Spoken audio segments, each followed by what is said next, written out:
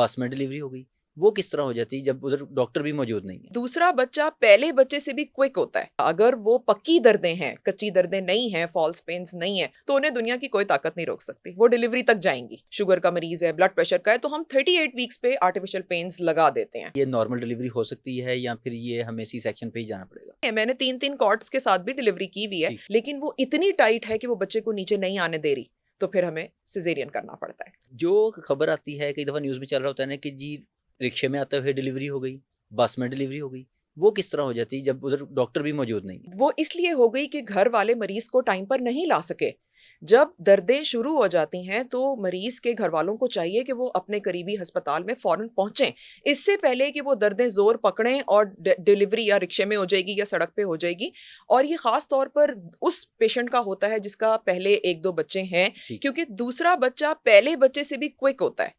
पहले बच्चे में 10 से 12 घंटे की लेबर पेन्स होती हैं, लेकिन दूसरे बच्चे में 3 से 4 घंटे का भी स्पैन होता है। किसी हर एक का अपना बॉडी रिस्पॉन्स है। सो दूसरा बच्चा, तीसरा बच्चा जल्दी होता है। हम ये पेशेंट्स को आखिरी दिनों में 9वें महीने में ये काउंसल करते हैं कि आपको जैसे ही पीछे कमर से आगे दर्दें आ रही हैं और मुसलसल आ रही हैं, एक तो होता है ना दर्द आई रुक गई, एक है कि वो मुसलसल नलों में नीचे हिस्से में दर्दें आ रही हैं, कोई पैनाडोल से फर्क नहीं पड़ा। क्योंकि देखिए लेबर पेन को दुनिया की कोई ताकत नहीं रोक सकती, ना वो पैनाडोल से रुकेंगी, ना वो किसी भी पेन किलर से। अक्सर लोगों में ये मिसकंसेप्शन पाया जाता है, डॉक्टर ने तो हमारी दर्दें रोक दी। ऐसा नहीं हो सकता। अगर वो पक्की दर्दें हैं, कच्ची दर्दें नहीं हैं, फॉल्स पेन्स नहीं है, तो उन्हें दुनिया की कोई ताकत नहीं रोक सकती, वो डिलीवरी तक जाएंगी। प्रोसीजर भी है कि दर्द पहले लगा दी जाती है? जी बिल्कुल, दर्द लगा दी जाती है। हमने up to a certain limit देखना होता है। अगर मैं वीक्स की बात करूं तो 40 वीक्स तक हम जाते हैं।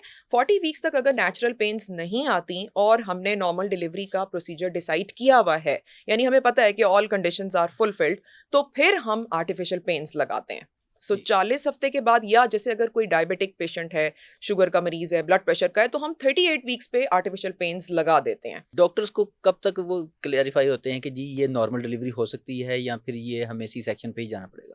कितना टाइम पहले हमें अंदाजा हो जाता है? अब जैसे मैंने कहा कि अगर तो दर्दें नेचुरल आ रही थी, बच्चेदानी खुलना शुरू हो गई, ठीक है, हमें पता होता है कि वेरी गुड, ये आगे जा रहा है।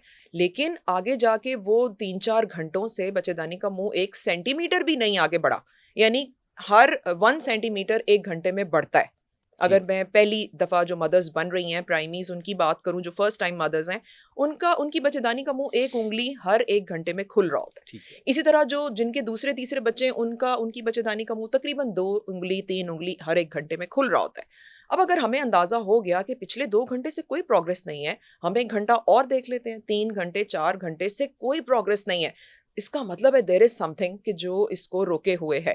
फिर हम अपनी फर्दर असेसमेंट करके देखते हैं कि अच्छा, हेड खराब है, हड्डी तंग है, क्या वजह है, या अक्सर औकात बच्चे की गर्दन में नाड़ आई हुई होती है और वो इतनी टाइट होती है। नॉर्मली तो हम डिलीवर करते हैं, मैंने 3-3 कॉर्ड्स के साथ भी डिलीवरी की हुई है, लेकिन वो इतनी टाइट है कि वो बच्चे को नीचे नहीं आने दे रही, तो फिर हमें सिजेरियन करना पड़ता है।